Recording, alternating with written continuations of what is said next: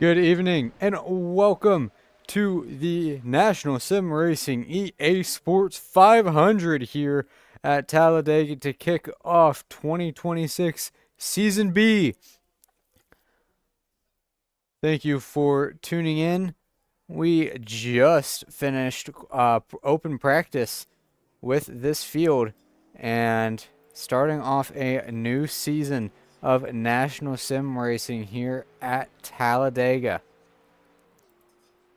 Currently looking at last season's runner-up points finisher Nicholas Pressey in car 94 had a rather disappointing final race, and looking for revenge. Car 94 is to exact upon last season's champion Tony Kurgel in car 13. Drivers getting up to speed here at Talladega. You're gonna see them running the top, their first lap, to gather forward momentum, because you're gonna be flat out the entire way through the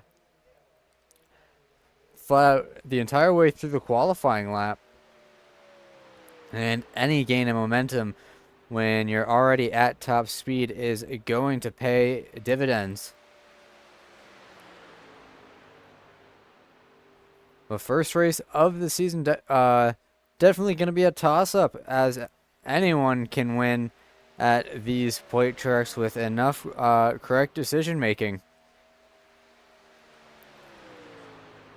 So it can be anyone's game here at Talladega.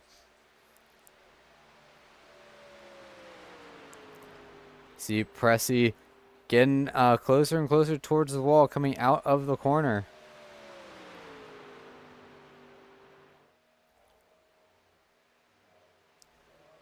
And now brings it down through the tribal. This is going to be his flying lap.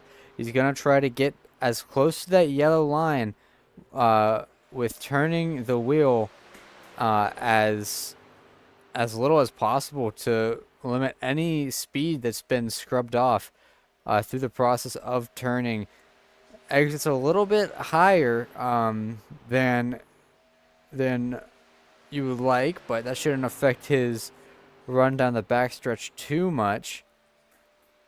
And getting down to that yellow line, it's tough to gauge how close those tires are to that painted yellow line. Coming through the trioval, let's see what time Nicholas Pressey sets down. And it's going to be 49.363 for Nicholas Pressey. Let's see if anyone else sets a closer lap time. Closest person to him right now is Robert Wiggins.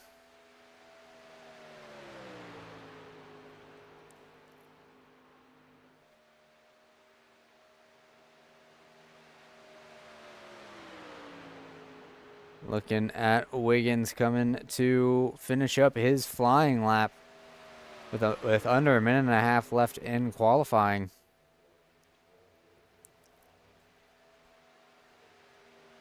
And across the stripe, 49.539 for Wiggins. Good enough for fourth for him. John Bittler with a surprisingly good qualifying run right now. He's on the outside pole.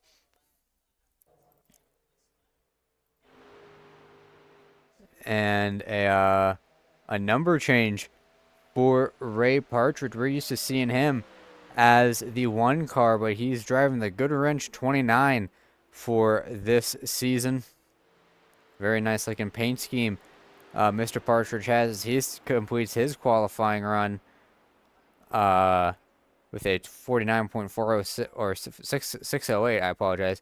Good enough for seventh place.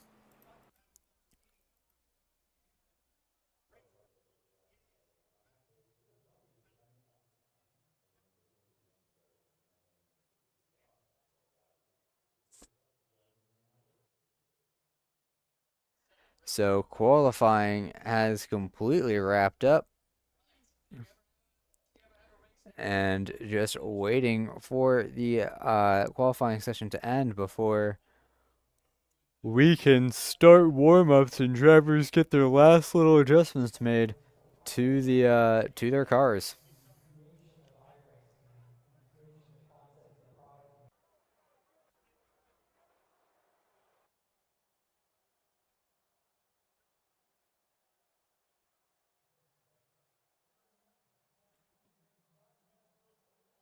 So up into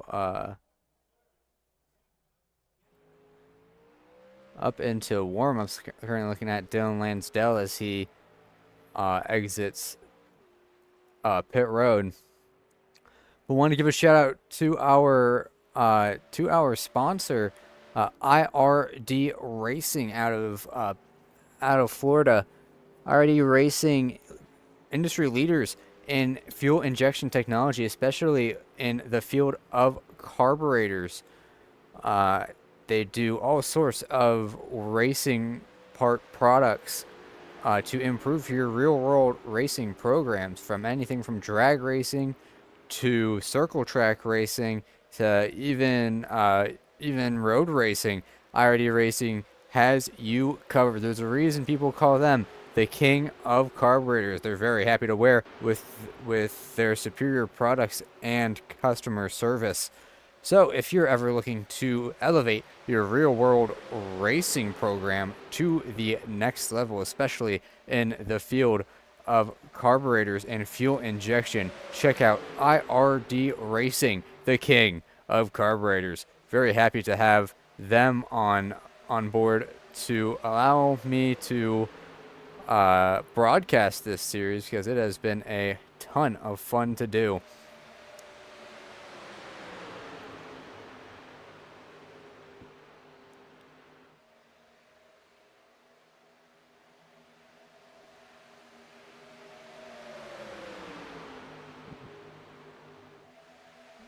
Just making some small adjustments to the ticker real quick.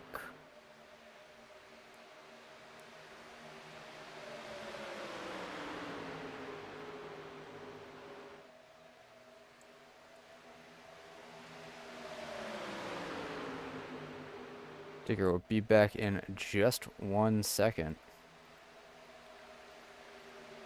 As is not aware that Ray Partridge changed his number, so I didn't want his number showing up as the 1 when it is very obviously the 29.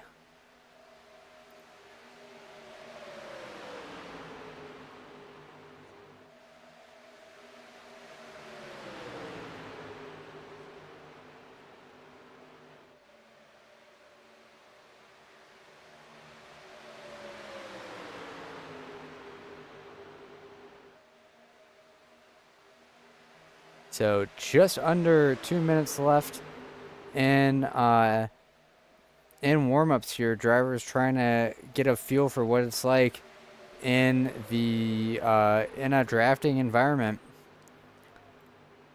It looks like we got, I believe, 17 cars here for tonight's event. So a nice field for, I think, 94 laps around Talladega. So we got a long race ahead of us.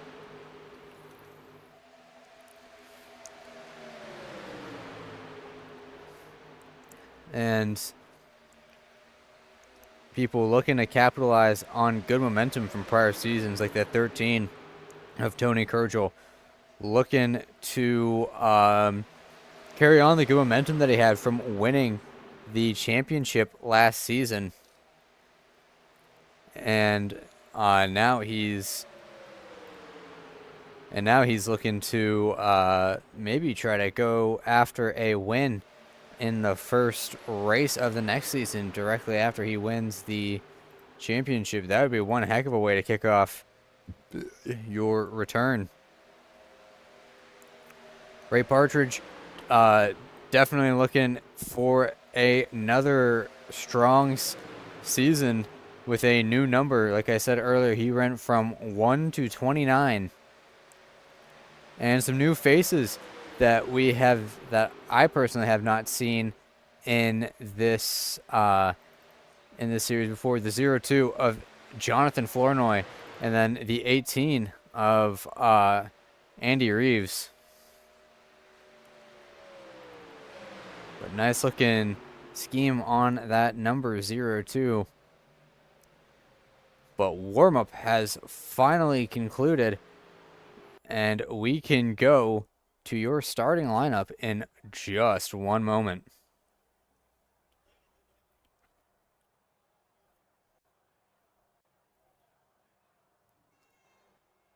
So, yep, like I figured, it was a 94 lap race today at Talladega.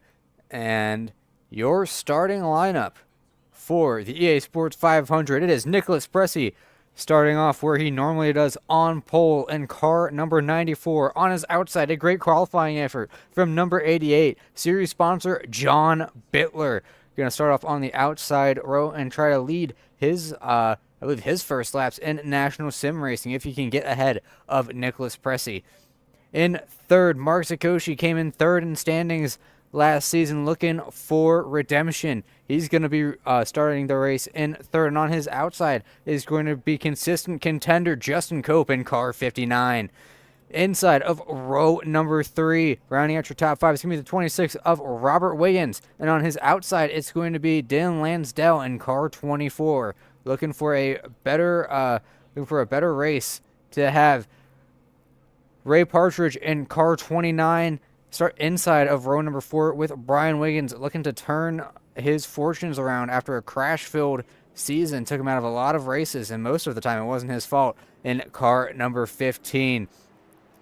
Inside of row number 5 is going to be car number 5. Adam DeFore stole a couple wins last season, and he's looking to ride that good momentum into the next one.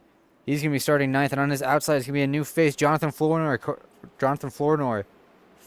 car number 02, that royal purple number 02, rounding out your top 10. First car outside of the top 10 is going to be reigning champion, car 13, Tony Kurgel. In 11th, on his outside, it's going to be the 56 of Chris Norris. Andy Reeves in car 18 going to be starting in the inside of row number 7 with Jason Crumley on his outside. Then it's going to be Colton English and Dawson Kent rounding out the field here. I don't think Lyle Mitchell is going to be doing this. Yeah. So I don't think Lyle Mitchell is going to be doing this. I think he's doing the role of race official. But cars rolling down the backstretch into turn 3, getting ready to kick off a new season of National Sim Racing here on Fireball Talks NASCAR. And it's going to be Nicholas Pressey once again leading them to the green flag. He's going to have help from behind in the form of Mark Sikoshi, and he's going to have John Bittler to fend off on the outside with Justin Cope, car 59, right behind him.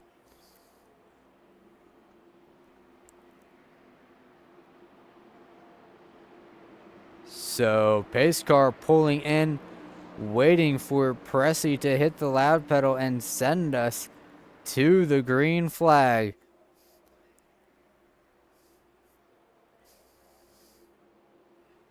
Green flag is out for the first race of the second season of 2026 in National Sim Racing Gen 4 Cup Series. John Bittler with a good charge on the outside.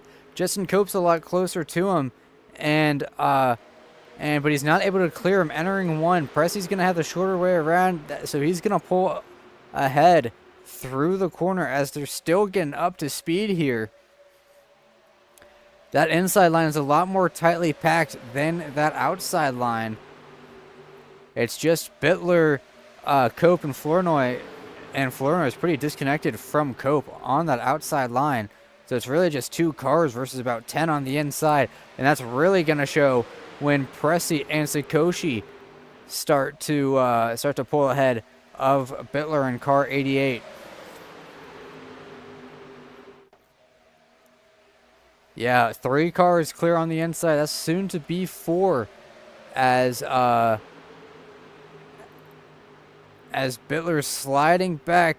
Dylan Lansdale trying to get clear of car 88. The question is, does anyone hop up from that low side to try and build up the high side's car count? Looks like no one's going for it just yet, as Bittler and Cope unable to get down to the bottom and gonna slide towards the back. And that's kind of what happens when no one works with you. This is a game of numbers here at Talladega, and that inside line just had a bigger number of cars to completely just blow past the outside line. Yeah, this outside line is gonna really start fading back. You can see Flournoy in car 02 moving back up to the high side. But then Justin Cope dives in, and looks like he's going to ride around just a little bit. So John Bittler, he's going to try to get right down in front of Cope. Flournoy side by side with Colton English, but nothing able to be formed with that. Bittler going to try to go on the outside again, trying to bring someone with him, but no one's biting just yet. Side by side with Andy Reeves. Now Cope going to the outside as well. He thought about doing it, but I just don't think that he has the support on that outside necessary to maintain. As we already have a couple cars. We have a couple cars behind. Whoa! Something happened with Nicholas Pressey. We were busy focusing on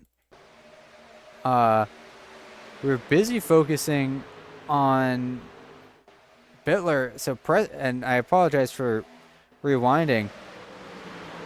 Let me see the cause of this. There's a very real chance that this is a connection flag. Yes.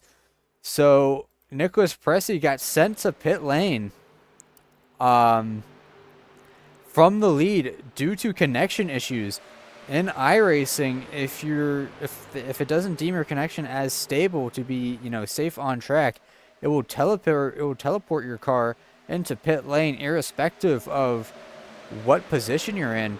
And unfortunately, it looks like Nicholas Pressey's internet connection dropped below that threshold, and he just got teleported into pit lane.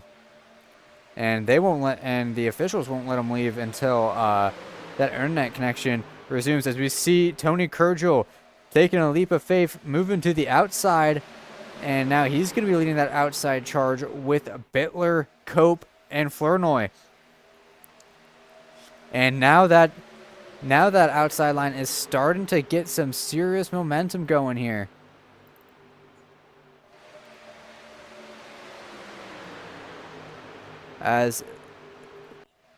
Yeah, sorry, I apologize. I need to get back into real time.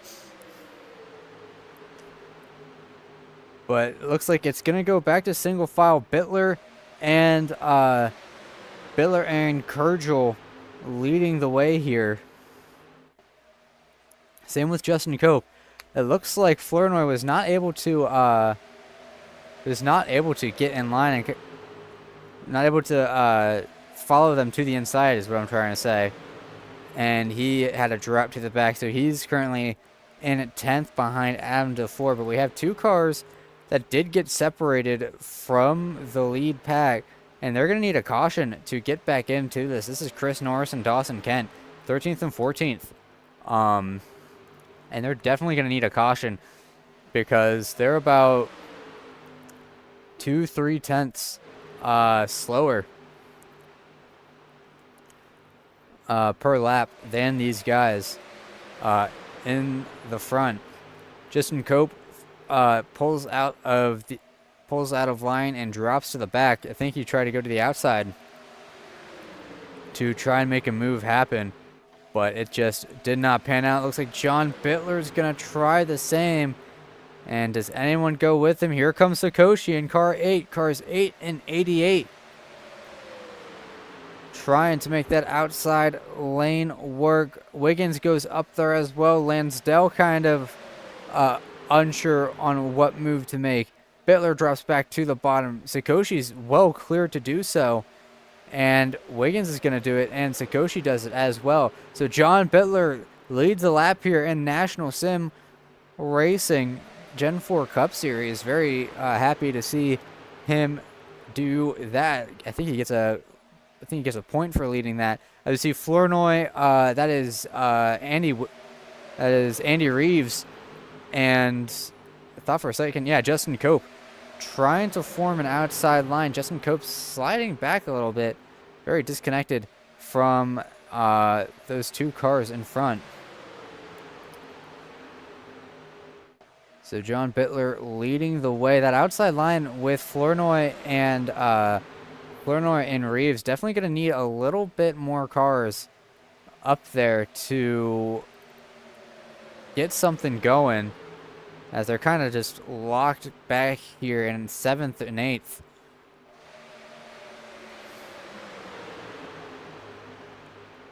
But John Bittler doing everything you want to see from a line leader, keeping it nice and low, not really moving around too much. And when you're the leader, you definitely want to make the cars behind you confident that they can push you. And if you're moving around a lot, that can kill the momentum of a line, because the car right behind you is not sure if he touches you, if you'll come across their nose. So Bittler still leading the way as we go on to lap number 10. Flournoy very slowly working his way up the field as Justin Cope starting to get closer and closer to the guys in front. But he's locked dead even with Ray Partridge in car 29.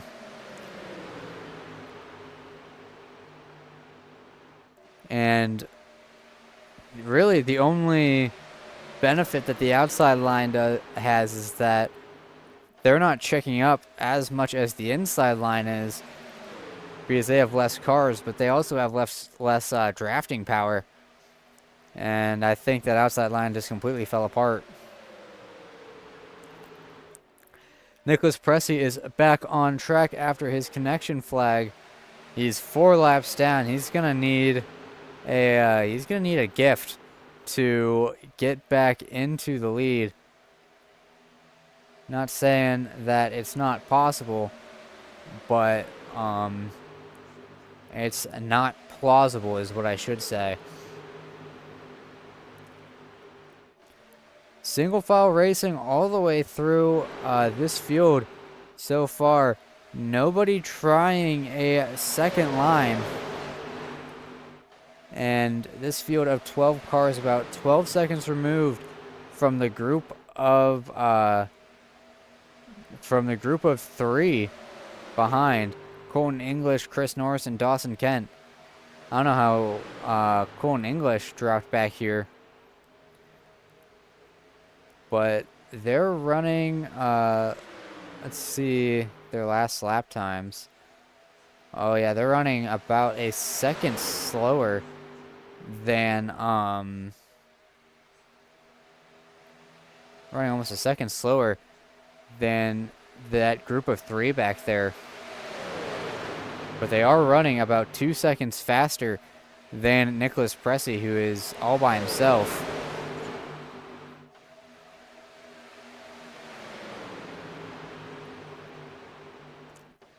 Sakoshi looking to make a move on Bittler, but doesn't have any support if he tries to make it. Lap 13 out of 94 starting right now. You can see Flournoy trying the outside once again. He needs more than just one other car to work with him. And really the person in the best position right now is John Bittler. Since no one's trying an outside charge, I think we saw Justin Cope try it for a second.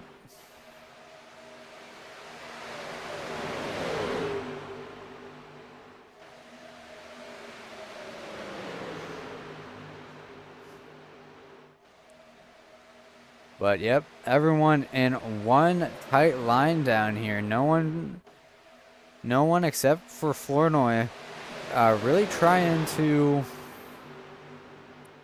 make a charge on the outside. I think they're gonna wait for later in the race to do so. And if this holds up, we might see John Bittler taking home the award for most laps led.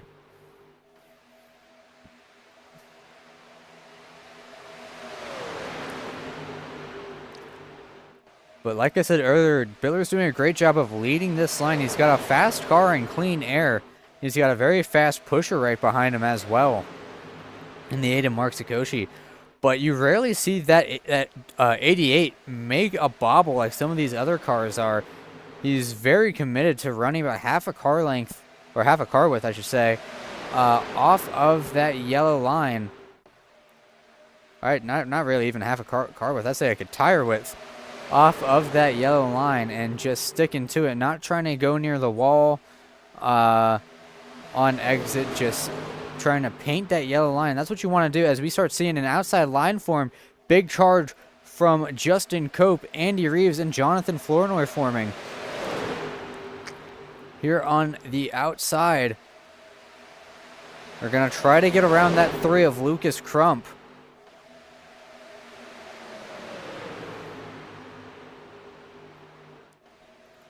Or sorry, not the 3 of Lucas Crump. For some reason, that is actually Brian Wiggins. I didn't notice that he was driving the 3. I was wondering where the 15 was, but I didn't pay it much mind.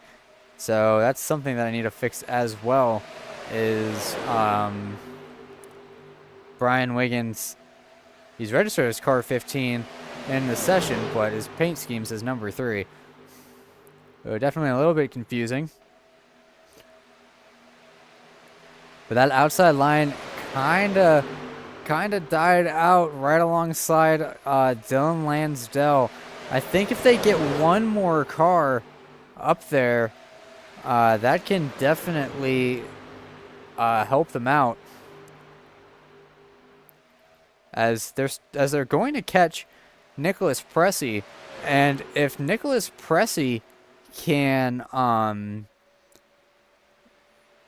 stay in the draft of this main pack, he can be a very useful asset to that outside line because he's a lap car. He doesn't really have a lot to lose. He's multiple laps down.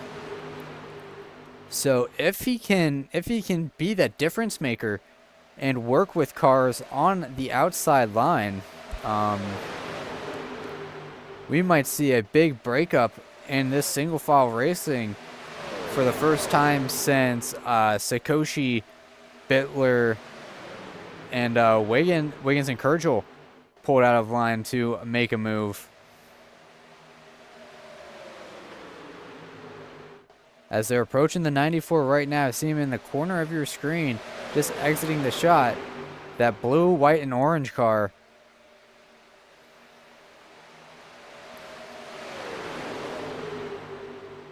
Looks like Pressey's gonna be staying really low, so the inside line is going to have to go around that 94 car. And that's kind of expected of a lap car. You kind of want everyone to move around you so you can integrate yourself into the draft. As looks like Justin Cope was stuck on the outside trying to get back down, but Pressey took up that space, and now Nicholas Pressey 5 laps down, and he's going to be leading that outside line. And since he is the pole sitter, he should have a very good car in clean air, so he's going to be leading a charge of about 5 cars on the outside here. You see Lansdell, Cope, Reeves, and Flournoy all on the outside.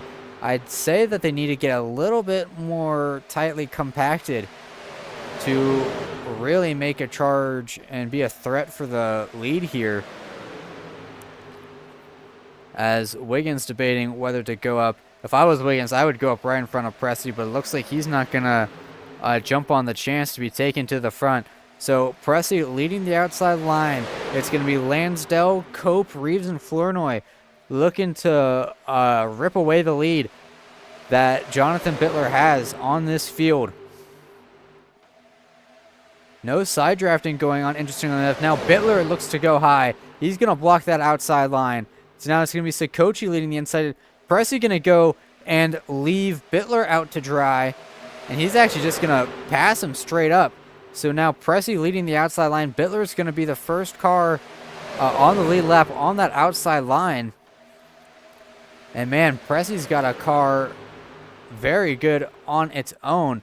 But Bittler needs to stay in line with Pressey and if they want to keep that momentum on the outside line going, as we are double file here at Talladega. All the way through this main pack, Pressey with a big momentum charge going to lead the field, although he is 4 laps down. And you can see Lansdell up into third. He's going to slide down in front of Sikochi. That outside line now starting to disband now that Lansdell moved down to the bottom. The 3 cars you normally see on the outside, Cope, Reeves, and Flournoy, need to be more tightly compacted together if they want to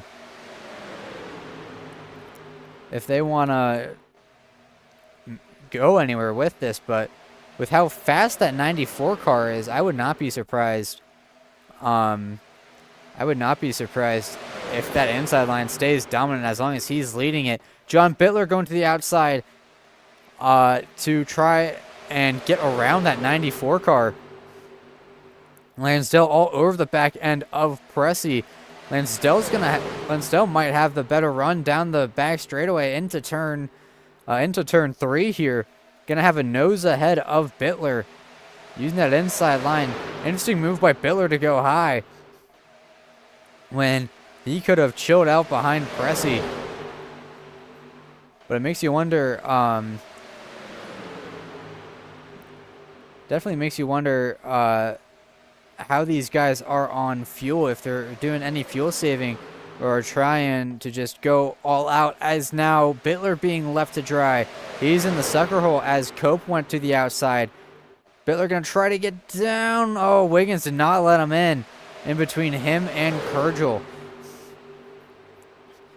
So Bittler going from the front to the back after being hung out to dry. He's going to try to rejoin that outside line, or I thought he was, behind Flournoy, but did not follow through with it. So he's going to be running the bottom, and it's going to be Dylan Lansdell leading the first laps that I've seen him lead in National Sim Racing. So he's worked his way to the front, and it played out exactly like I said, with Nicholas Pressey playing a big role in this front pack.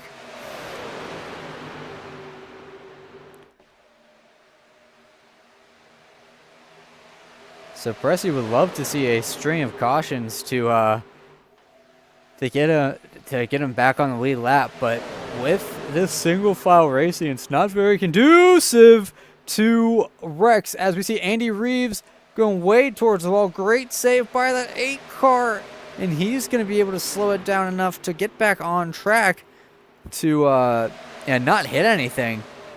But he is going to lose the draft, and it is a long, long way back till Dawson Kent and Chris Norris. Oh my gosh, I just realized I was on standby that entire time. Oh, goodness. I apologize.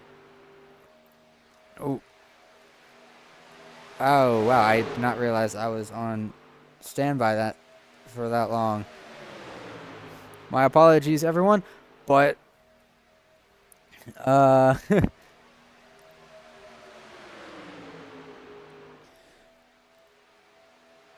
was an unintentional slip up. I haven't done that in a very long time. I do apologize about that. I did not check the stream to see if it was off to see if the graphic was off. So I do apologize for that. But we do have Dylan Lansdell leading. We, I'll go back on as we see Justin Cope. That's not Justin Cope. That's Jason Crumley. I apologize. Black car with red numbers kind of threw me off. But we'll go back on standby for just 1 second to see what happened to the 8 of Andy Reeves.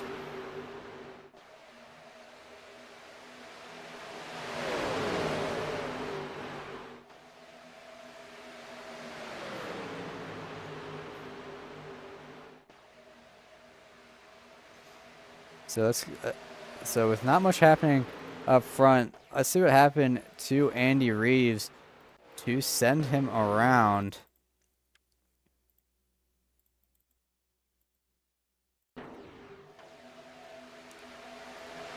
So he's getting pushed by Bittler, and it looks like, yeah, those noses just did not align. Great save by Reeves to not hit anything, but he's well lost the draft.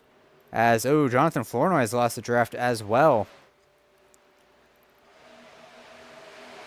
So this lead pack crumbling just a little bit as pit stops starting to begin. Mark Sakoshi diving into pit lane. He's going to bring Justin Cope and Bittler with him in as well. As, wow, that's a terrible camera angle for looking at pit road people. So it's going to be Sakoshi, Cope, and Bittler going in. And you want to be entering pit lane with friends. The last thing you want to do is be entering pit lane by yourself and not have any drafting help around the track.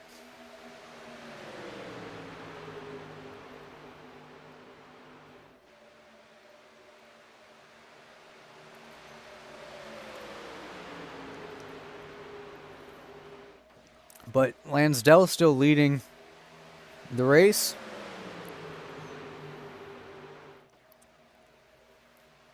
Not much else happening at the moment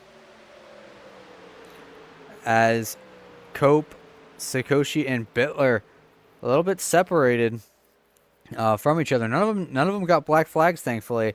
And if I was John Bittler and Mark Sakoshi, I'd be letting up just a little bit to make sure. Yeah, so yeah, Justin Cope now in their group. Definitely gonna be slower than the lead pack as Andy Reeves gets a black flag, I believe, for speeding. But Chris Norris, Dawson Kent, and Colton English all in pit lane as well. So tough break turned even worse for car 18 as he's gonna have to stay in there for quite a little bit to get that black flag cleared.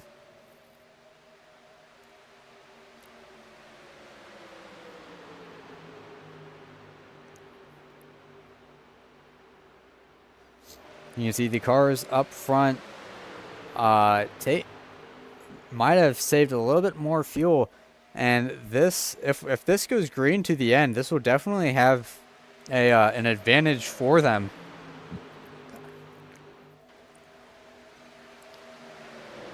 For that they can that they might be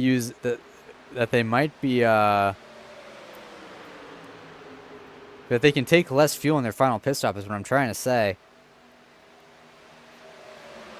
But Andy Reeves has cleared his black flag and is able to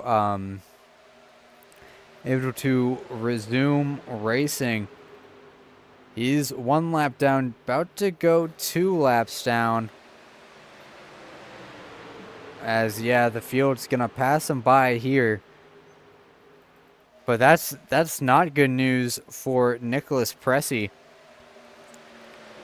because that's a car in front of him that is going to take away his lucky dog if he gets it, or if a caution comes out is what I should say, as Dawson Kent has put up to a pretty big lead over Chris Norris and Colton English further in the back. But now everyone diving into pit lane. Pressy's the only one who didn't come in. You can see Wiggins, Kershaw. Oh, Wiggins way off doing some landscaping. Lansdell off doing some landscaping. Black flags for both of them for unsafe pit entry, it looks like. So that is not good for either of them.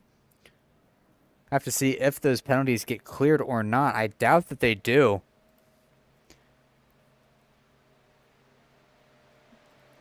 As you see Kent, Norris, and English flying by.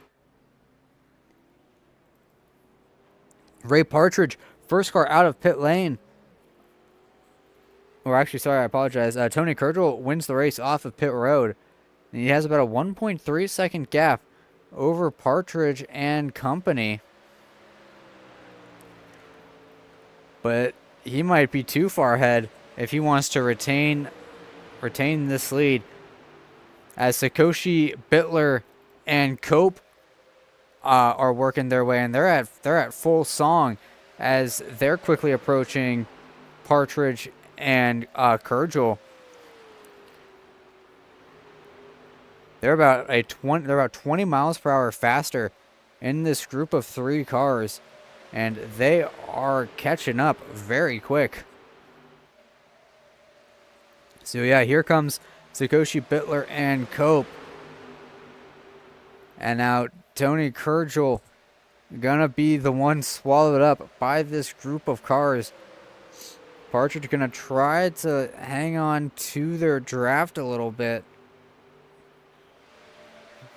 Needs to stay within about 6/10, but he's quickly dropping out of that draft range. And now Sakoshi looking to make a move on Kurgel with help from Bittler. Bittler's gonna get clear of Kurgel. Kurgel's gonna slot himself in between Bittler and Cope, and Cope's gonna do one over on Kurgel to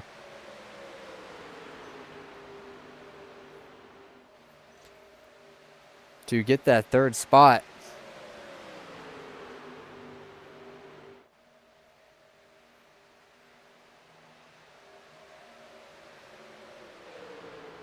As they come around Nicholas Pressey, once again, who came into pit lane. So Pressey reintegrating himself with the leaders here, but definitely a much more spread out field. As we have a lead pack of five cars, and 2 of them are trying their best to pull away from the cars behind. Sakoshi and Bittler trying to form a breakaway from the rest of these guys, but with Pressey in the mix, he's gonna be able to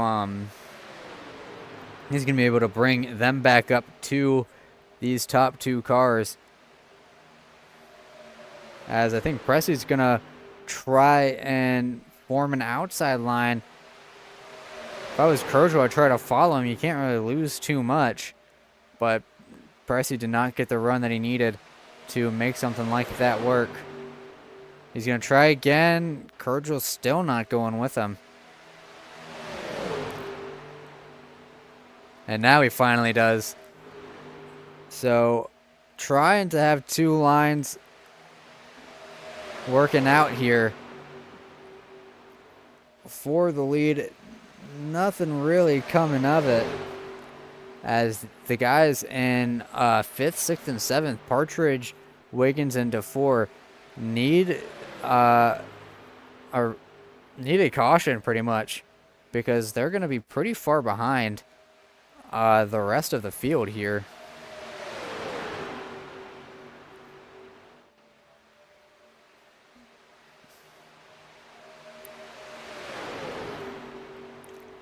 But Sakoshi leading on lap 36 out of 94.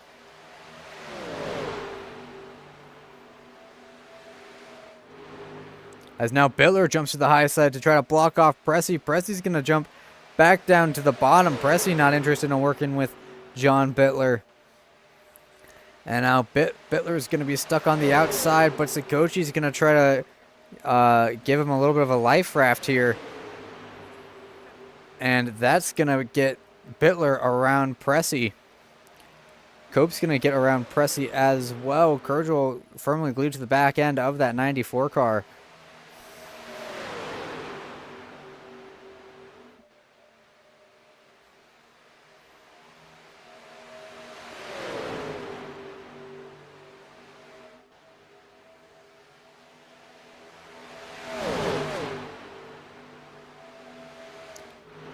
So a 5-car group making the lead pack here with a 3-second gap to the cars behind.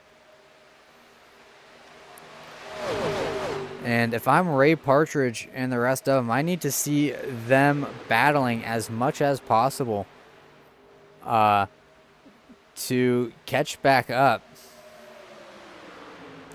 Because they're hovering right around the 3-second range, and the last thing that they need is these cars working together in a straight line. But now they've migrated to the high side. And if they stay up there, they're definitely going to have the rest of the field, or not the rest of the field, the 3 cars behind them catch up in the corners incrementally. Because these guys are running all the way near the bottom and making up about a 10th or so every corner.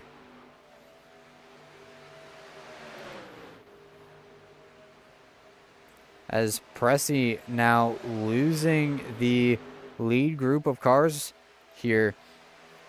About 5 car lengths behind Kurgel.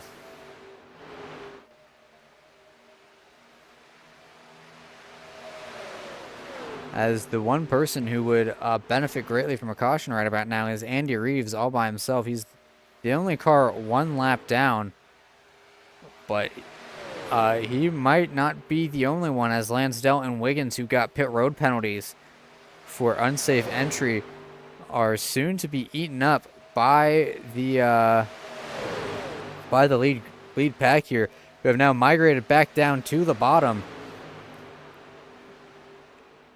And it's still Sakoshi leading. Kurgel looks to the outside. Cope wiggling around a little bit.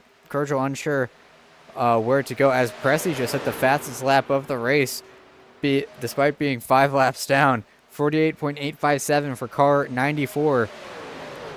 And he's going to try his hand at pushing the defending champion of Tony Kurgel around the leaders on the inside. They're going to be trying to take up as much space here as possible. And like I said, this is exactly what they want. This is exactly what the cars from 5th to 7th want. They want to see a lot of battling going on and slowing each other down.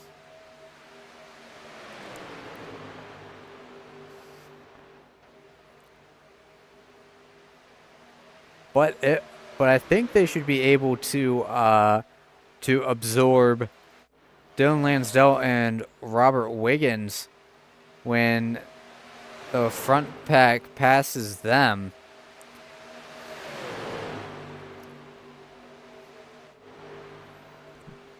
But they have lost a little bit of time in the past couple laps, from about 2.7 seconds down to 3.1.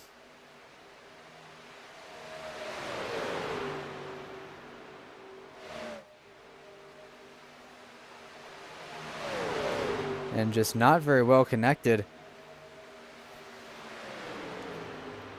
as Sakoshi still leading this group of 4 lead lap cars and 1 lapped car, coming to lap number 42 here at Talladega. Kurgel going to try to get the big pushes from Pressy. That inside line became a lot more disconnected here. And they're approaching lapped traffic with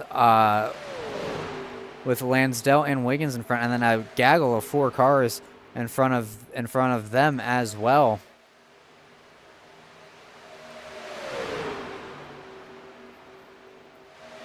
So Kurgel peeking to the outside of Bittler and Sakoshi. He's getting a lot of help from Pressy. Kurgel noses ahead, entering the tri-oval, but Sakoshi's going to have the shorter way around the track or side by side coming across the stripe. Give that lap to Tony Kurgel. So he's going to get a point for leading a lap, but Sakoshi's going to nose ahead in the corners here. Justin Cope not really connected to that inside line very well, so not able to keep that inside line ahead of Pressey's pushes. And Kurgel gonna try to get clear of Sakoshi down the backstretch, but I don't think that it's possible just yet. As now Justin Cope teased the idea of going high and helping that outside line, but that doesn't go anywhere. He's a lot closer to John Bittler now to help that inside line out, as Kurgel and Sakoshi about dead even through the tri-oval.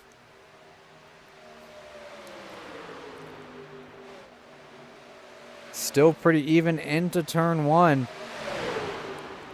as they're approaching lapped traffic. Where does the lap traffic go when they catch them? And they have a lot of lap traffic that they're catching up to.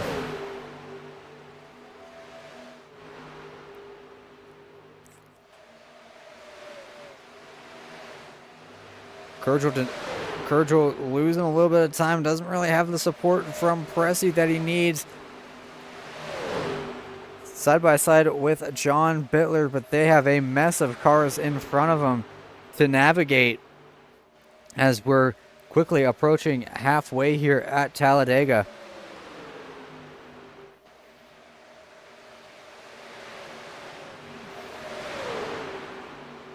And yeah, that's a big group of about 5 to 6 cars, all at a lower speed or equal speed, and not all of them too sure on what they want to do in terms of letting people by. You can see Jason Crumley running high.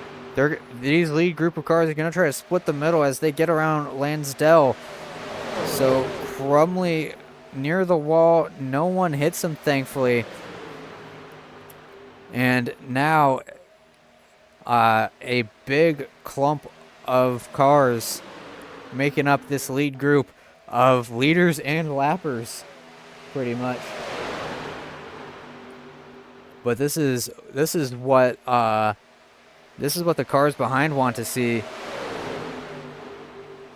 as they're gonna have to deal with Andy Reeves in car 18 on the high side. Sakoshi jumps to the middle. Bittler jumps low too. Kurgel gonna try to sneak in as well. Cope not able to get down there because Dawson Kent is there. So they get around Reeves without too much of a fuss, and it's just Cope and Pressey up on the outside line, with Crumley detached from that outside grouping. Sakoshi remains the leader, but Bittler is looking to get back into the lead as Pressey jumps to the inside. Sakoshi running the high side, gonna try to get Kurgel around that 27 of Dawson Kent. But now that group of 3 cars, soon to be 4 cars, with Andy Reeves catching on to their draft, is definitely gonna be smiling. As we have a caution out. Oh, that's Nicholas Pressey around. I was looking at the second group of cars, and Nicholas, and then I heard the caution come out, and Nicholas Pressey was the one sent around here. Let's see what happened to car 94. As it looks like he's behind Colton English, and it looks like Colton English just checks up, and Pressey reacts to it. I don't think Chris Norris expected the checkup to happen, and kind of just went right into the back of Pressey. And then that car gets turned around. Pressey's trying to get it straight, and he noses it into the outside wall, and that front clip comes off. So a bad day made worse for Nicholas Pressey as he tows that car to pit road, and I doubt we'll see that 94 car back out on track until that car is completely um fixed. But right at the halfway mark, we have the caution coming out, and only 7 cars on the lead lap. The car that's going to get the lucky dog is car 27, Dawson Kent.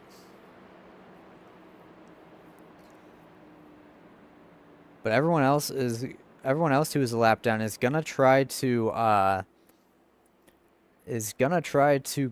get a wave around and hope for a quick caution so that they can get fuel in that car.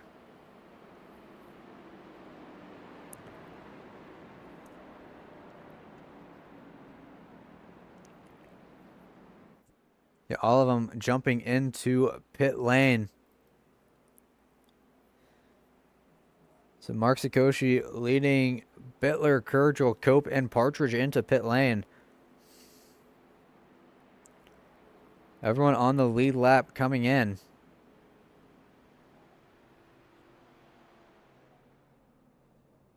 Looks like 4 tires and fuel for everyone. Definitely an interesting strategy to take tires as well because, theoretically speaking, you're not worried about the speed getting back up to speed as you would in a green flag race. But a full tank of fuel normally takes less than 4 tires, so interesting strategies being played out as Wiggins gets the jump on Kurgel and Justin Cope. So your top 5 now is Sikoshi, Bittler, Wiggins, DeFore, and Kurgel.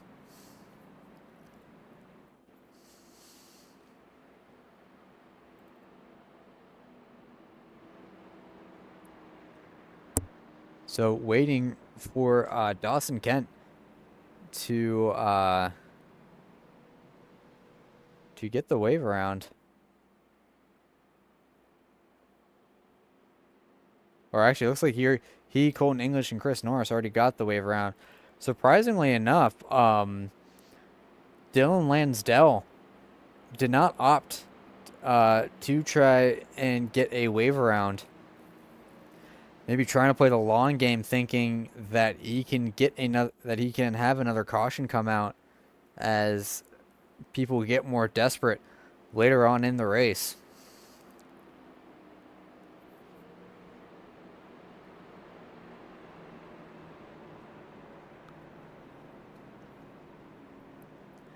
But approaching lap number 50 here, as you see Dawson Kent and Colton English jumping into pit lane. So they go back a lap down. I guess they couldn't make it on fuel regardless.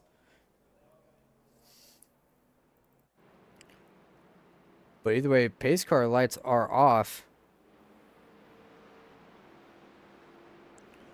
So it's going to be Mark Sikoshi leading the field to the green flag.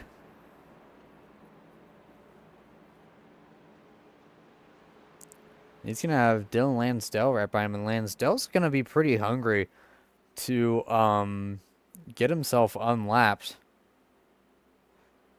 As I'm sure that he doesn't want to deal with the other lapped cars and battle for the lucky dog spot. So the ideal situation for Lansdell to get back on the lead lap would be for him to get ahead of Sikoshi, and then the caution comes out while he's ahead. So he can get around everyone. But it looks like Dylan Lansdell was just given an EOL since he is a lap down. So he's going to have to drop to the back of the line.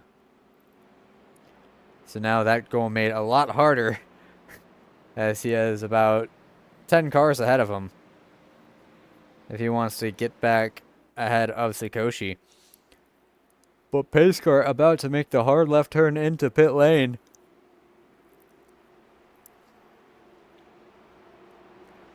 And it's going to be Mark Sikoshi and John Bittler leading the way to the first restart of the EA Sports 500 on lap 50, coming to 51, waiting for the green flag to come out. Green, green, green. And green flag is out here at Talladega. Sikoshi with a big jump over Bittler and the rest of the field. And it looks like no one really opting to try and make a move just yet.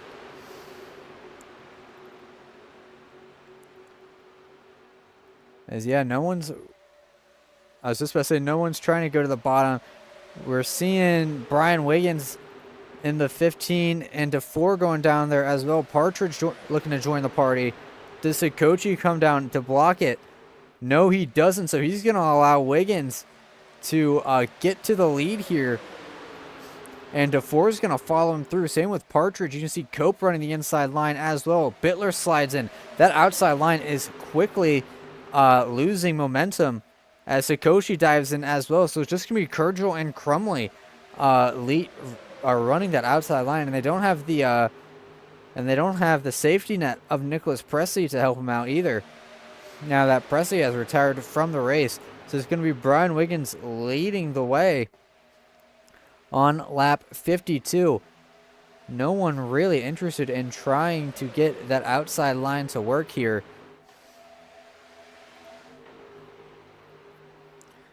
Bittler and Sikoshi looking to make something happen, but I think they're doing it a little bit late because there's no one to help him out on the outside. Bittler has to come down to block Cope from getting to his inside. And we're back to single file racing here at Talladega.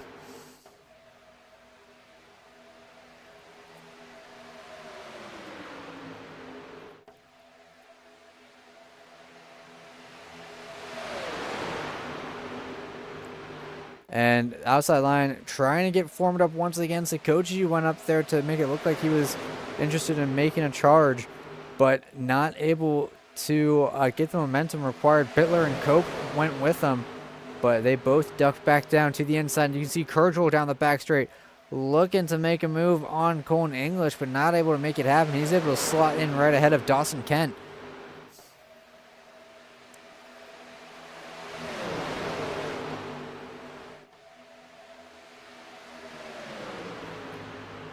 Sikoshi looking to the outside of Partridge. Bittler gonna follow him through. Cope gonna try to Cope's gonna try to get on that outside line as well.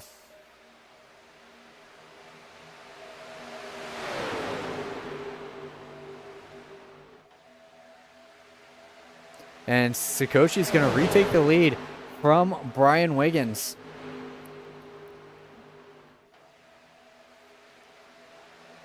And Bittler's going to be pushing Sikoshi all the way.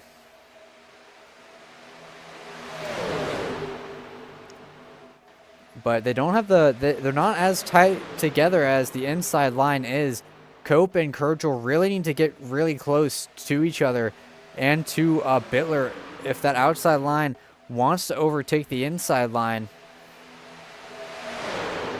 But Sikoshi has a nose over Brian Wiggins, and DeFore is moving around quite a lot on that bottom lane. That car is not very stable down there, and that's one thing that will definitely hamper the progress of the line is if one car is not stable. And we can see that Sikoshi and Bittler are pretty stable. But the people trying to support Brian Wiggins, not so. But Wiggins with a huge head of steam down the inside. He's going to get clear of that outside line.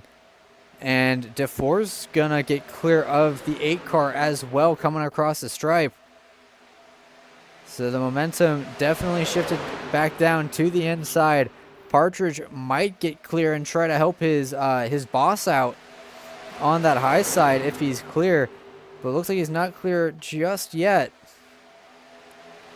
as Scope has to poke his nose out to cool his car a little bit.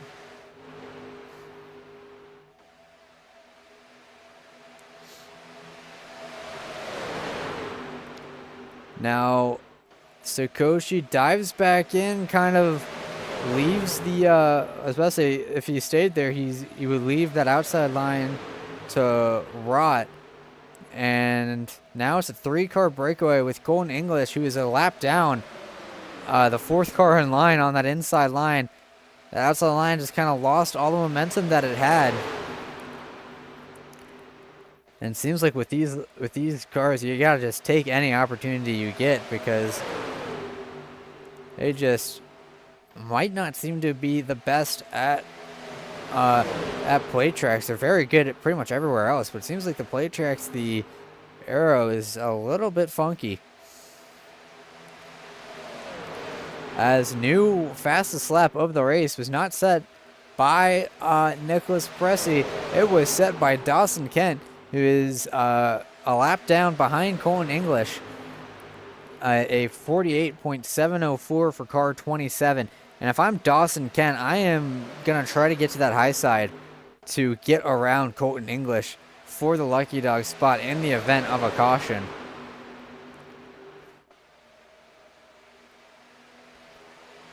But yeah, that outside line really is dying. Sakoshi and Bittler not really going anywhere.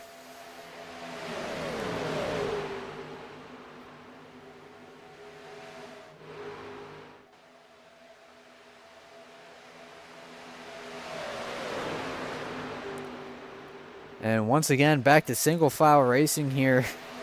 I feel like I've said that about 5 times in this race. Coming to lap 60. Hopefully we'll see a lot more desperation and willing to move out of line once the final pit stops are underway.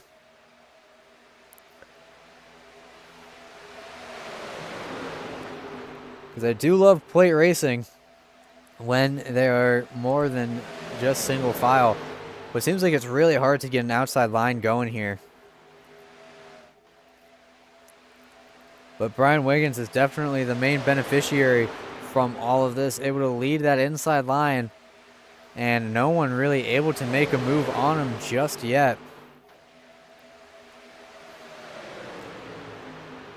It's definitely better than the product that we have in real life, but I think there is definitely room for improvement here on iRacing's part in terms of the draft modeling, because it doesn't seem quite accurate to the real life Gen 4 plate races, which we're trying to replicate. But maybe I might be wrong.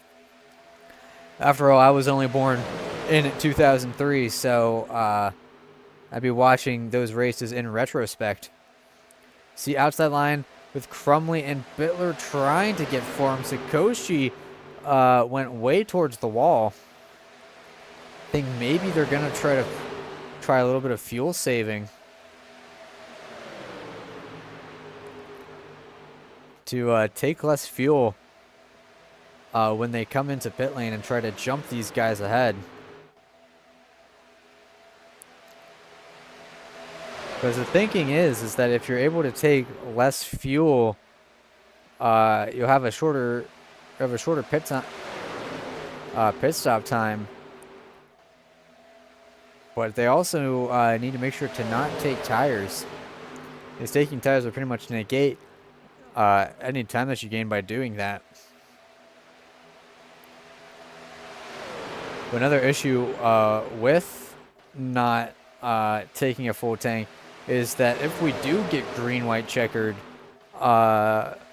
if we are in the situation where green-white checkered is necessary, those extra laps suddenly become the biggest pain in your backside, because you might not make it all the way to the checkered flag with an extended period of laps.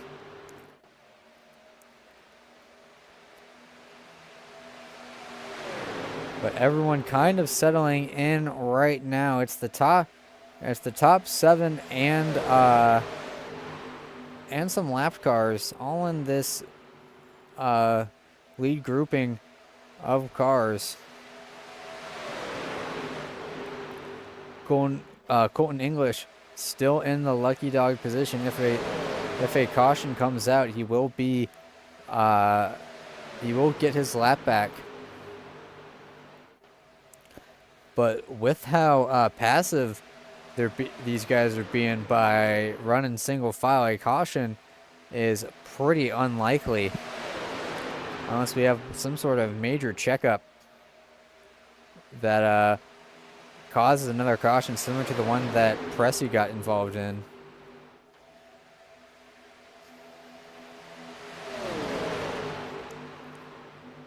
Trying to make an outside line work with Cope, Bittler, and Sikoshi, but not really able to get anywhere. They're side by side with Dawson Kent.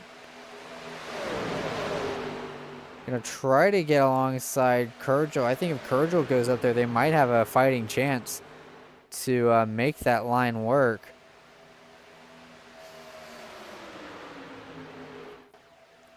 But tandem drafting, unfortunately, not a thing in these cars. Would definitely love to see it.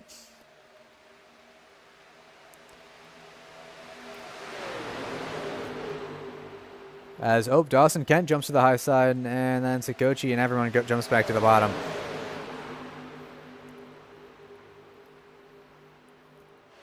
You see just at the edge of the shot, that is Chris Norris in car 56. Said Chris Norris in car 56. He's gonna go a lap down at this rate. Without any help, he's running about 4 seconds slower than the leaders here. So he's probably going to get lapped within about 2 laps. It's the outside line trying to get formed up once again. It's just those 3 that we normally see trying that outside line. But they're definitely going to make things interesting once they catch the 56 of Norris. They're trying to get around Colton English right now. Entering turn 3, and this is the bottleneck here. But Norris lets everyone by. Maybe a little bit too courteous as he scraped the wall a little bit trying to do so. But he's going to let everyone by.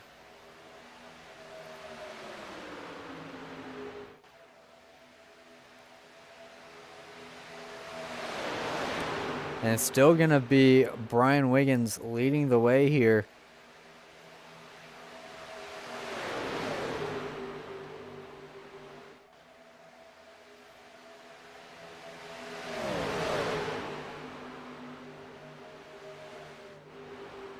That outside line very steadily working its way up through the more disconnected parts of the inside line. You can see Cope nosing ahead of English, and Kurgel is kind of trapped behind that 45 car. I think Kurgel would like to get around Colton English ASAP. Or maybe Kurgel is trying to conserve fuel a little bit. But now a little bit of separation between Partridge in third and Colton English, the first car 1 lap down. As you can see, yeah, Kurgel now moving to that high side. So that's going to shuffle, that's most likely going to shuffle Colton English all the way to the back. They just got to wait for Kurgel to get connected.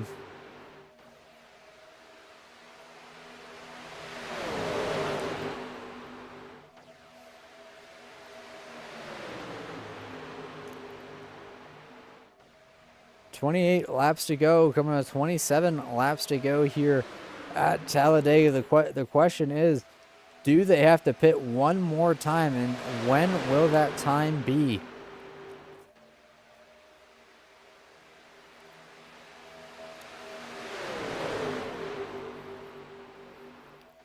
You can see Cope starting to get around Partridge.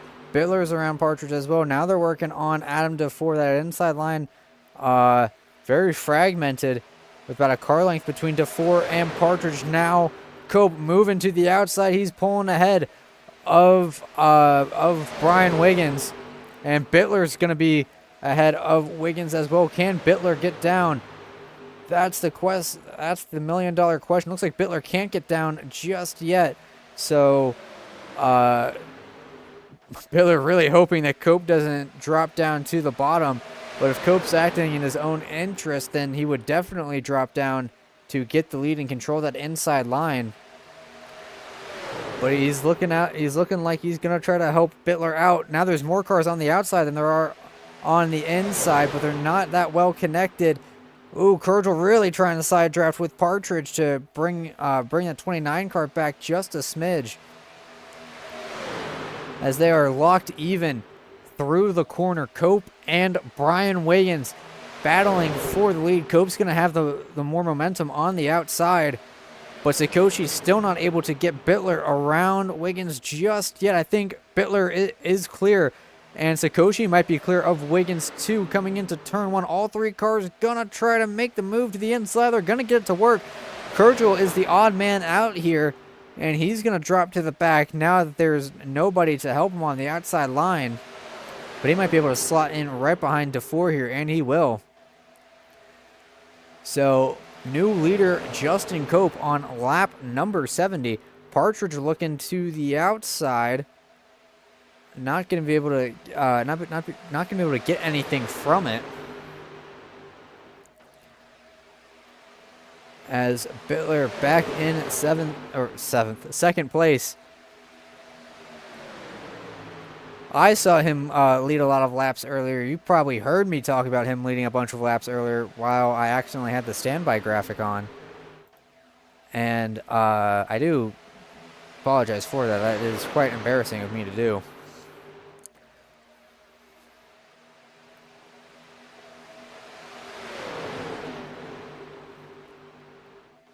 But everyone running the inside line here. Question is, when does Bittler make a move? Trying to get some fresh air on the nose of the 88 to cool it down.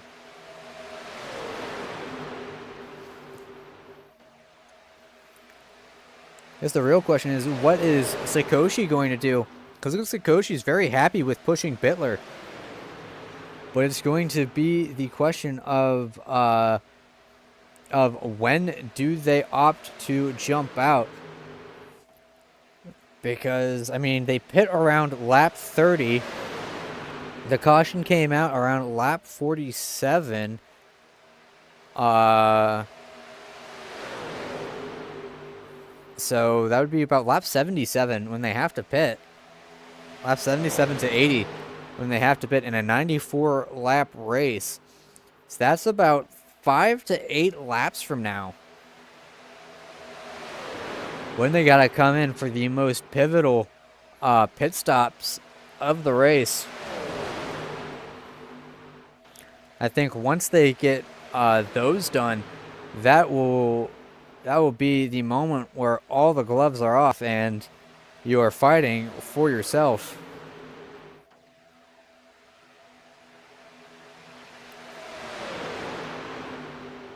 But Cope leading the way here.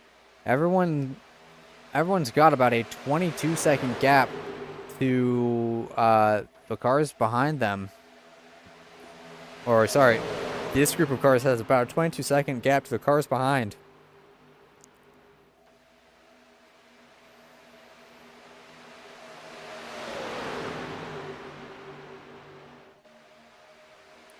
And no one looking to make a move just yet.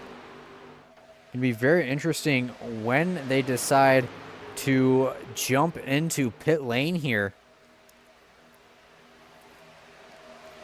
And what the strategy is, because if you take tires, you're definitely taking a lot longer pit stop, but you're going to have a lot more grip getting back up to speed than you would on your heated up tires. And that momentum can mean everything. But if I was, let's say Ray Partridge, I'm taking the minimum amount of fuel that I can to get home, and no tires to try and jump up a couple of positions.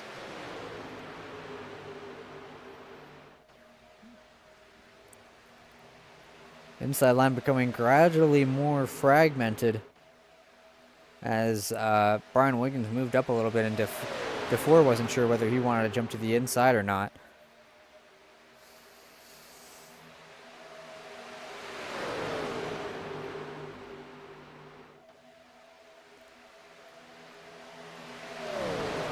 Still hugging that yellow line with 20 laps to go.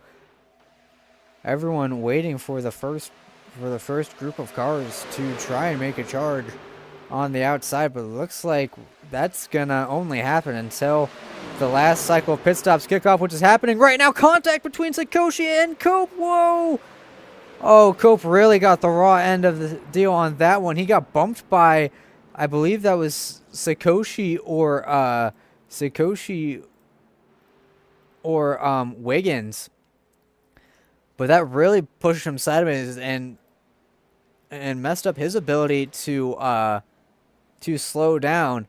So Bittler is going to be leading everyone into pit lane. A little bit of a slow entry, and Sikoshi overshoots his pit stop, and they're taking tires here, folks. As you see, Kurgel and Wiggins are out. They decided to not take tires. They only took fuel. That's the correct strategy, I would wager, is to not take tires, because the people who did are losing a lot of time. Now Bittler might be able to stay within these guys, but oh, that's a tough break for Justin Cope, who went into pit with everyone else and just essentially accidentally got punted. But now Tony Kurgel with a huge lead over Brian Wiggins, but he is pretty much alone here, while Wiggins and Partridge are grouped together. They're going to be running a lot faster than Kurgel.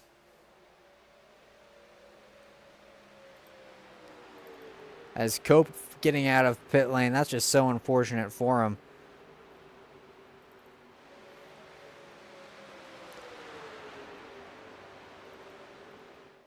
But Tony Kurgel by himself, and now these two are starting to go faster than Kurgel. Adam DeFore trying to cling on to the edge of this pack. Same with Bittler, and Bittler's got help from Sikoshi. So 18 laps to go. And Wiggins and Partridge have about 4.5 seconds to make up on Tony Kurgel, which should be more than possible with 3 cars working with him. I think they slowed up a little bit to get Adam DeFore with them, and that's going to really help out their case in catching up to the back end of that 13 car. And you see Bittler just poking in at the edge of the screen here. He really needs to get around Colin English with help from Sikoshi as quickly as possible if he wants to stay in the hunt for this lead pack. And now these three are really flying in comparison to Tony Kurgel, running about 10 miles per hour faster and really starting to eat into the gap that Tony Kurgel has on them.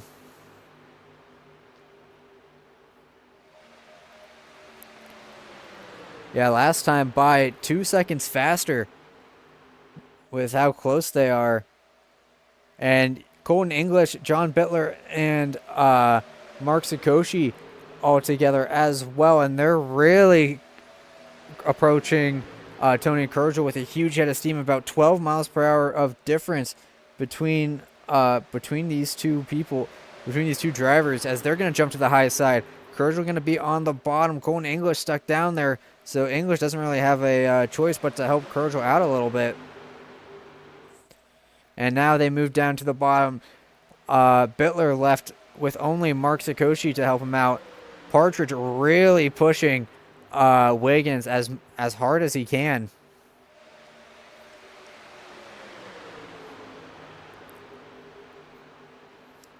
But now Partridge backing off just a little bit. Does he go high here? Nope, not yet. He's going to stay committed to the back end of that 15 car. And now Partridge to the high side right in front of Bittler. So Partridge are going to try to make a move for the lead. He's clear of the three if he wants to drop back down. He's going to bring Bittler, Sakoshi, and English with him. Bittler's clear. Now Bittler leaves Partridge out to dry. He's going to bring Mark Sakoshi with him, and that's going to move John Bittler to the lead of this race with 14 laps to go. Colton English really hoping for a late caution so he can get back on the lead lap. The back of this field really just splintered trying to get around Partridge. And they need to sort this out if they want to stay in the draft here, as Kurgel, Wiggins, and DeFore all fighting for the same spot. And now they need to spend a lap or two to get things going back up again here. But the top two is Bittler and Sakoshi, with the lap car of Colton English in third. Then it's Partridge, Wiggins, Partridge, Wiggins, Kurgel, and DeFore rounding out this lead group of cars here, as they're going to get around Robert Wiggins, who is 6 laps down. But now Partridge jumping to the high side, to the outside of English. They're a lot closer together on the outside than on the inside here. They're really fragmented on the inside, but now they're starting to get packed up together on the inside. 3 cars up top, 4 cars on the bottom. The bottom lane's gonna have the momentum here. And they're approaching another lap car ahead. Not exactly sure who that is. I think that's Jason Crumley ahead of him. But John Bittler only has 12 laps to go, and he has to fend off a very hungry 6 cars behind him, I should say, if he wants to take home his first National Sim Racing Gen 4 Cup Series win. That's a lot of time here at Talladega. 12 laps, just over 10 minutes of mirror driving that 88 car has to do. That outside line has 4 people formed now, and they just need to get all together. And I think that they'll be able to really blow by this inside line if Sakoshi and Bittler don't do any preventative measures to it. Partridge leading the charge. Partridge going to drop back down to the bottom and then go back to the top. I lost a lot of momentum for him. And Tony Kurgel once again left out to dry here as they're approaching the lap car of Jason Crumley. So Bittler and the lead pack got to navigate around Crumley. Crumley's going to go high, and it looks like this group of cars is just going to get past him on the bottom here.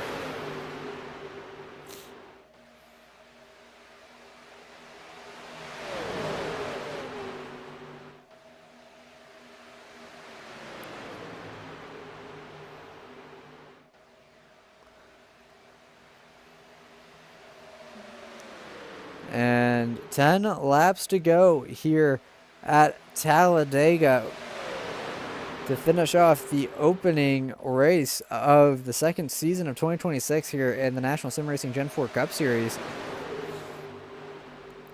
I think we still have a little bit of lap traffic to get through up ahead in the closing laps of this. but they really need to make a charge on the outside line sometime, because that takes a lap or two to build up.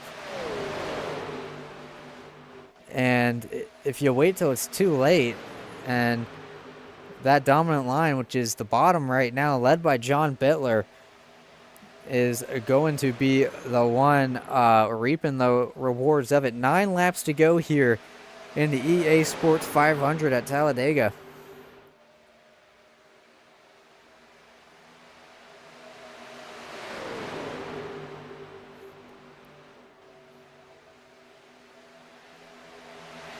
Nobody looking to make a move just yet.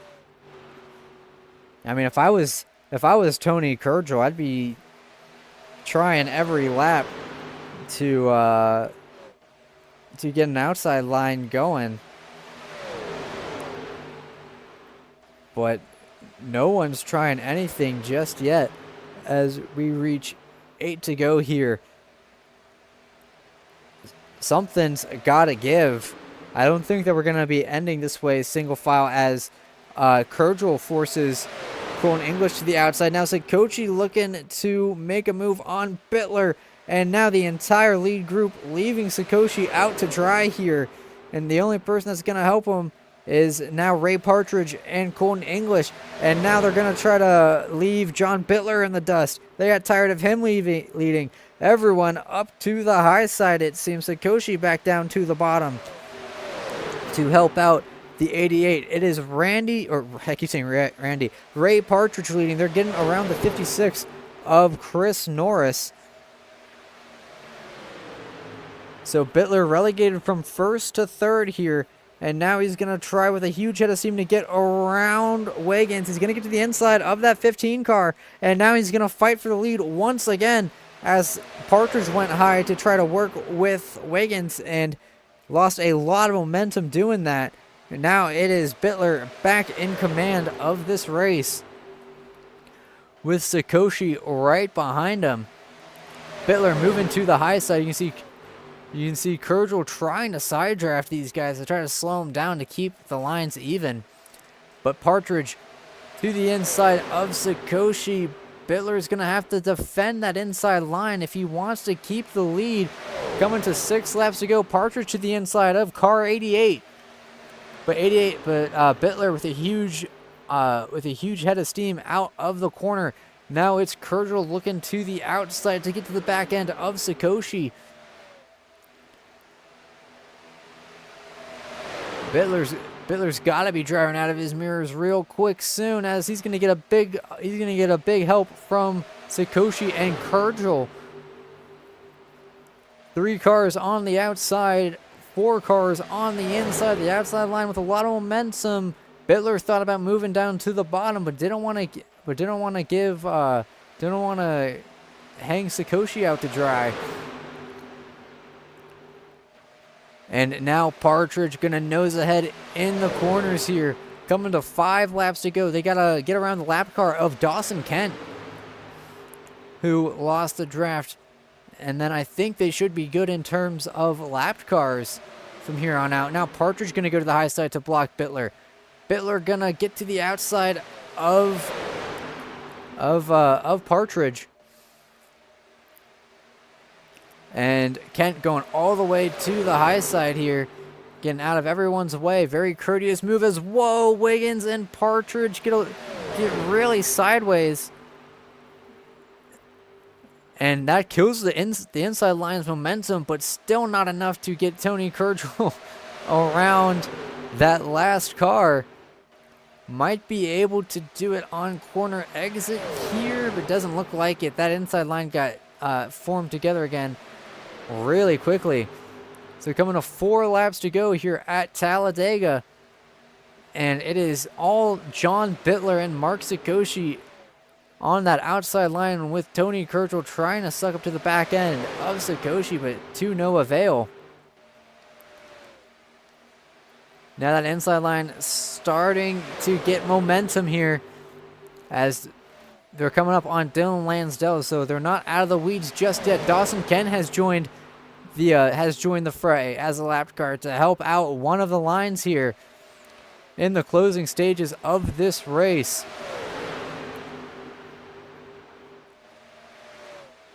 That inside line desperately trying to get some momentum going, but that's not going to help when DeFore is going to the outside as well. Coming to 3 laps to go. Can anyone get around John Bittler for the lead? And what is definitely going to be for the win here. Bittler not in an enviable position being the leader. The person who has the most power in this is most likely Mark Sikoshi, who's been helping John Bittler out this entire time. As they're going to get around Dylan Lansdell with 3 laps to go. Everyone's single file. No one trying to make a move to the outside just yet. I think they're going to wait until they get around this 24 car before making any crazy moves. Kurgel's hungry for a win. I think he's going to be the first car to make a move here. It's either going to be Kurgel or Partridge making a move to the outside line, because that momentum takes a little bit to gather up.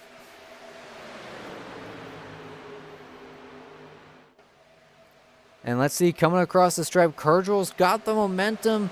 Does he try to go to the outside here? Partridge elects to make the move. To Kurgel, wishing that he took the opportunity to go to the outside. Now Partridge to the outside of Kurgel with 2 laps to go. John Bittler looking to get his first National Sim Racing Gen 4 Cup Series win with 2 laps to go here at Talladega in the EA Sports 500. He's getting a heck of a job from Sikoshi. A little bit of a wall tap from, I believe that was Wiggins. Now Sikoshi pushed to the outside. That's not good for Bittler. His main pusher has been ejected from that line. Now he has to deal with Ray Partridge all over his back bumper. Coming to the white flag here at Talladega. When does Ray Partridge make the move on John Bittler? Looks like he's going to be right coming across the start-finish line. Bittler going to try and move Partridge as far up the track as he can as they approach Cope. But Bittler really got hung out to dry there, and he's going to need something huge to happen if he wants to get back in the top 3. He falls back to 4th behind the lap car, or behind Tony Kurgel. Colton English in the mix. And it's going to be Ray Partridge through turns 3 and 4. When does Wiggins make the move to get past Partridge? Or can he do it? I don't think he's running out of time here. It's going to be Ray Partridge winning the race here at Talladega over Brian Wiggins, and Tony Kurgel coming home 3rd. John Bittler leading so much of this race just to come home in 4th. And that is the nature of these plate races. I would have surely expected Wiggins to try and make a move for the win, but it is Ray Partridge with a new number coming home with the win at Talladega. Let's get your finishing results up on the board.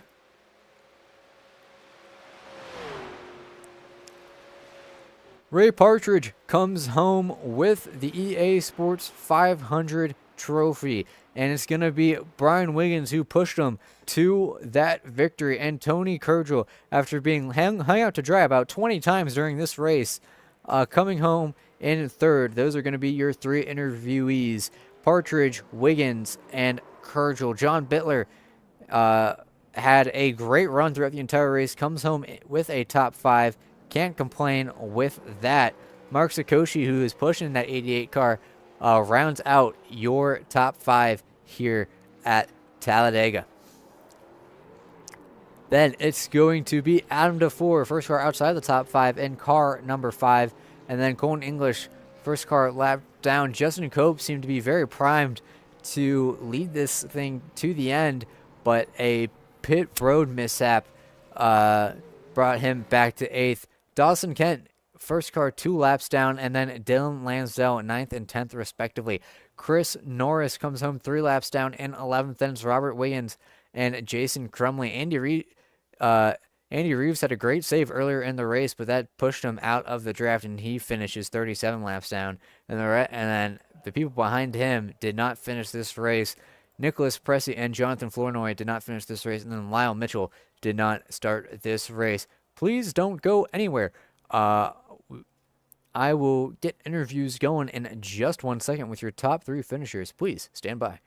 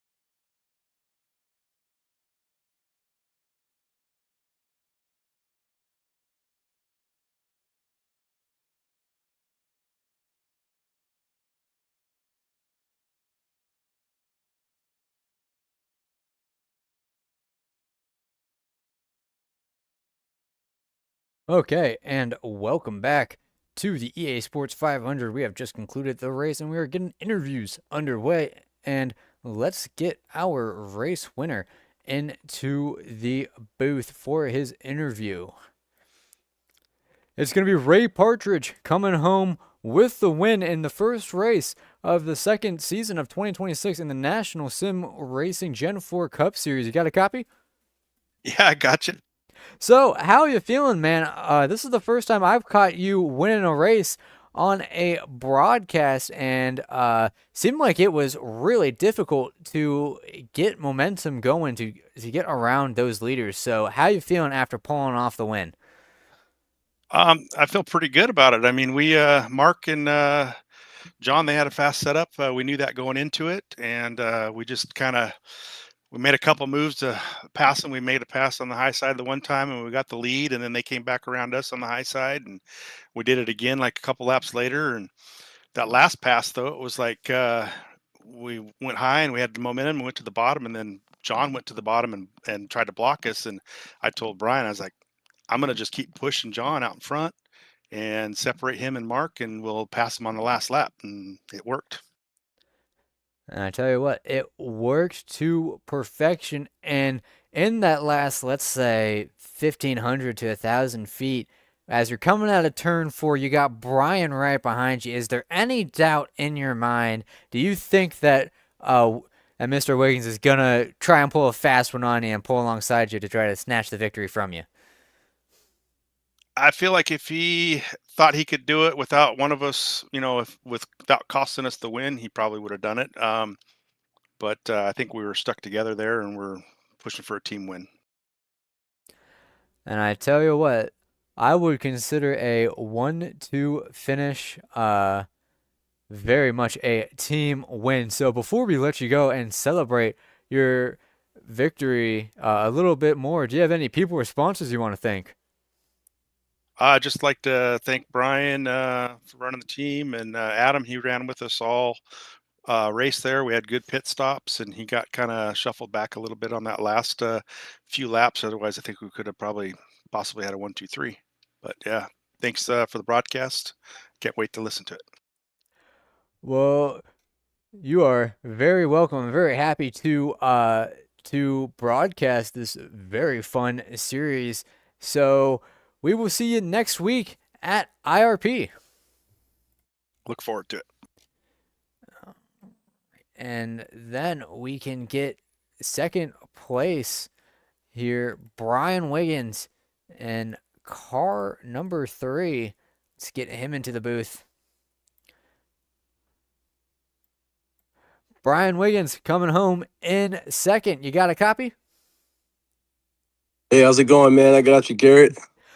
So you and Ray switched numbers over the off season, and it looks like it's paid off in spades with a 1-2 finish. Do you think that these might be your new lucky numbers, considering that last season, it seems like you were always caught up in someone else's mess, and Ray was he could just not get outside or not get inside the podium, just in any race that I broadcasted, but things have seemed to turn around here with a 1-2 finish at Talladega. So how you feeling about that?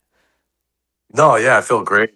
I launched my own team. I got a lot of backing. Under the tutelage of Mark for many years, I've kind of learned how to set these things up. So I ventured out into my own, and we have to bring home the 1-2. It sucks for Adam and Dylan that we couldn't pull them along with us, but yeah, we'll take the 1-2.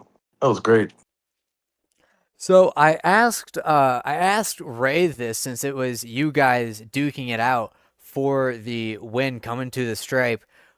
In the last 1,500, 1,000 feet, as you're barreling out of turn 4, you can see the start finish line ahead of you.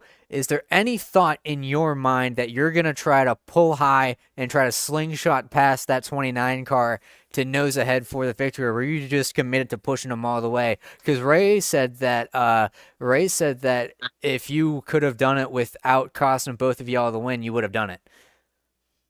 Yeah, I was just pushing him to the. I mean, first, second, I'm taking that all day, man. If the roles were reversed, I'd like to think the same thing. If he was pushing me, he would just keep pushing. So that's what I did. And I tell you what, it paid off in spades with a 1-2 finish. So before we let you go and ride this good momentum into IRP next week, do you have any people or sponsors you want to thank? Yeah, I want to thank John with this sponsorship. Obviously, I want to thank you. You do a great job up in the booth, and I got to thank my teammates, Ray Partridge, Dylan Lansdale, Adam DeFore, and guy's not here, but he'll be here next week, James. So thank my teammates and my team, and we'll try and keep this thing headed in a good direction. All right, looking forward to seeing it. That's Brian Wiggins, driver of car number 3, coming home in second place. We will see you next week at IRP, brother. You got it. See ya. All right.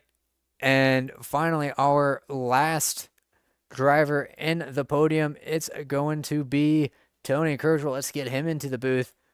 Tony Kergel coming home in third, continuing the good momentum from a championship winning season last season here in the National Sim Racing Cup Series. You got a copy?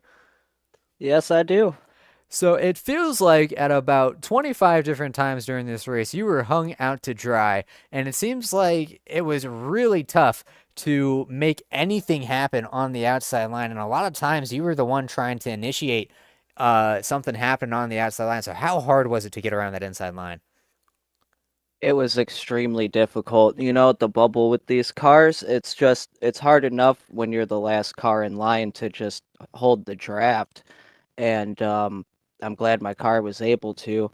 But yeah, I had no help out there, being one of the lonely forwards. Not a lot of guys willing to work with me, but you know, I try to jump out there and get something rolling, and it seemed to work out pretty good. But yeah, definitely not a lot of love out there for the number 13 car tonight. Well, I'll tell you what, even if there wasn't a lot of love, you pulled all the strings in the right places to salvage a great position with it because we saw people losing the draft left and right, and you maintained staying in that pack. With the last round of pit stops, were you surprised to see people taking tires? Because with my experience in plate racing, if it's the last green flag pit stop, I'm taking as little fuel as possible and no tires to try and jump up some positions. But it looks like it gave you too much of a gap because the people behind you were able to form up a lot quicker and just blow past you. Yeah, I was really surprised. I definitely thought nobody was going to take tires. I thought on the first green flag pit stop nobody was going to take tires too, and it seemed like everyone I pit with did. So that was definitely surprising. Um and yeah, definitely got out way too far. Just they swallowed me up. I knew that was going to happen, but hey, I I I thought I made the right move. I was surprised for sure. Well, it still paid off in a top three finish, so that's some real good start to your championship title defense, essentially. So before we let you go and ride this good momentum into IRP next week, do you have any people or sponsors you want to thank before we let you go? You know, just gotta thank Mark and Lyle here for putting it on. Of like as always, thank you for putting on the broadcast and uh everyone else, you know, that puts this show on. I gotta appreciate them. And yeah, good win to Ray. He really drove a hell of a race. All right. Well, that's championship defender Tony Kergel in car number 13 coming home a very strong third place finish. We will see you next week at IRP. Yes, sir. All right. And with that out of the way, I can get this off your screen. I can change the camera to scenic. And that concludes today's broadcast of the National Sim Racing Gen 4 Cup Series EA Sports 500 here at Talladega. We hope you enjoyed the broadcast. I do apologize for the mishap in the first quarter of this race. It will not happen again, I promise. Big thank you to IRD Racing for sponsoring this. Big thank you to everyone who showed up in the race. Big thank you to Andrew Schulte and SKS Graphics for their ticker help and creation of this beautiful ticker. If you need help with tickers for iRacing broadcast, SKS Graphics and Andrew Schulte, you're people to go to for ticker help. And big thank you to David at Fireball Talks NASCAR for allowing me to broadcast this. And big thank you to you, the viewer, for watching and supporting Fireball Talks NASCAR and the National Sim Racing Gen 4 Cup Series. My name is Garrett Hess. You're watching Fireball Talks NASCAR. Next week on Saturday night, we'll be going to Indianapolis Raceway Park for some multi-groove short tracking action here in the Gen 4 Cup Series. We hope to see